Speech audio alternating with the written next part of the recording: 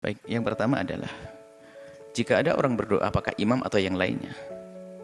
Jika sumber doa itu jelas, misalnya doa dari Nabi atau dari guru yang sudah benar, maka biarpun tidak paham artinya, sah dia berdoa. Sah dia berdoa. Karena ini doanya baginda Nabi. Tapi kalau tidak jelas sumbernya, jangan-jangan bukan doa. Kutukan, jangan-jangan. Kalau ada seorang kiai alim yang memberikan ijazah, tolong baca ini. Biarpun tidak paham, baca, nggak apa-apa. Karena yang memberi adalah seorang alim, tidak akan menjerumuskan. Tapi kalau nemu di mana saja main potong matang sini, akhirnya ya sama seperti orang memberi nama mentang-mentang di Al-Quran namanya rojim, syaitonir rojim, kan jadi setan namanya. Jadi kalau biarpun bahasa Arab harus pertama, kalau dari orang yang sudah kita percaya dia orang baik, boleh kita baca langsung. Biarpun tidak mengerti artinya. Tapi kalau tidak ada sumber yang jelas, kita harus tahu artinya. Jangan-jangan artinya menjerumuskan. Jadi sah saja kalau memang sumbernya jelas dan dia adalah orang awam, sumbernya jelas kemudian dia baca, biarpun tidak paham artinya adalah sah.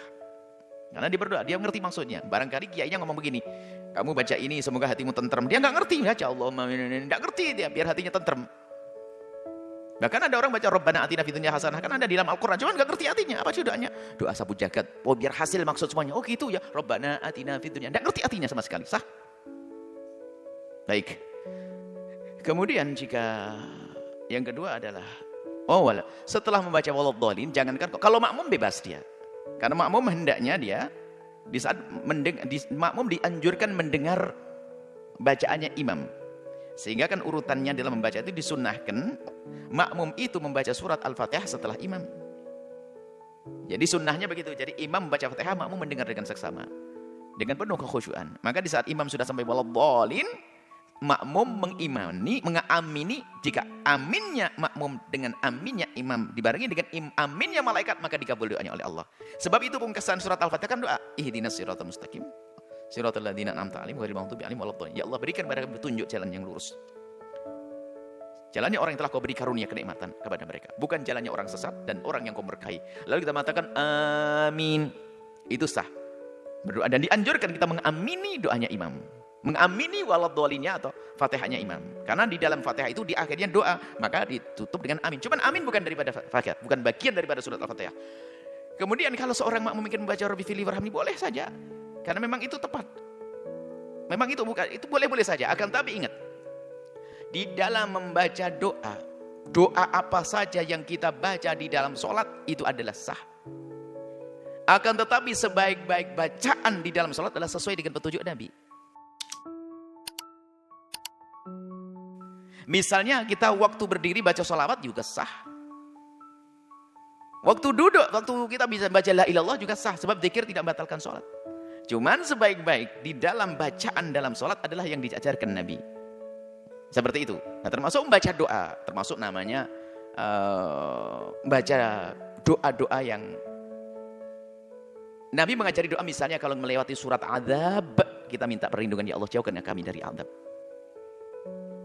Disebut surga, Allah maj'al amin ahliya, ya Allah jadikan aku ahli surga. Ada rahmat, minta kepada Allah rahmat. Itu diajarkan oleh baginda Nabi. Jadi kalau imamnya membaca sebuah doa, kita bisa mengamini dan kita bisa memohon kepada Allah. Jika imamnya menyebut surga, ya Allah jadikan aku ahli surga. Sah, dan Nabi mengajarkan yang semacam itu. Hanya pertanyaannya seorang penanya tadi sepertinya sudah mengerti hukumnya. Kalau kita lagi membaca surat Al-Fatihah, maka hendaknya jangan dipotong dengan apapun. Itu. Jadi kalau kita sudah selesai urusan Fatihahnya atau sebelum baca Fatihah, nggak apa-apa. Kita sambut imam baca waladhdallin, kita langsung amin, kemudian kita baca doa, boleh. Seperti itu. Tapi kalau kita lagi membaca surat Al-Fatihah, maka Fatihah kan dianjurkan, diharuskan berurutan, nggak boleh dipotong dengan apapun. Maka hendaknya kalau kita lagi baca Fatihah, sempurnakan baru. Setelah itu kita memberikan jawaban. Kalau memang setelah selesai, baru kita minta. Kalau imamnya baca surat panjang, surat setelah Fatihah, surat ada adab, kita baru minta. Tapi kalau kita lagi baca surat Al-Fatihah, jangan.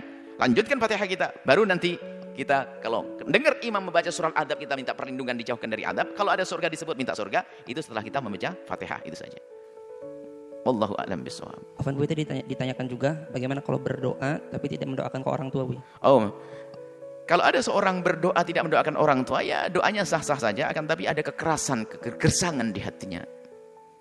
Tidak punya sambung hati dengan orang tua. Orang yang paling berjasa dalam hidup kita adalah orang tua kita. Maka pastikan, bahkan kita harus coret kita dari golongan orang yang berbakti kalau kita lupa di dalam doa. Doa itu kan yang paling murah dan meriah, mudah. Kenapa kok bisa lupa? Karena hatinya nggak nyambung. Maka kami sampaikan kepada siapapun itu. Tanda bekti kita kepada orang tua kita, ukur diri kita, bekti tidak kepada orang tua, tanyakan dirimu.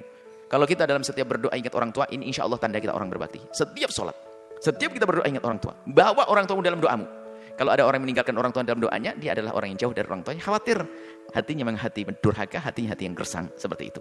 Ada pun doanya juga sah-sah saja, akan tapi mungkin dia lupa, atau dianggap sudah dengan hatinya sudah dia berdoa, cuman dia lupa diucapkannya. Itu sah, cuma untuk koreksi untuk semuanya.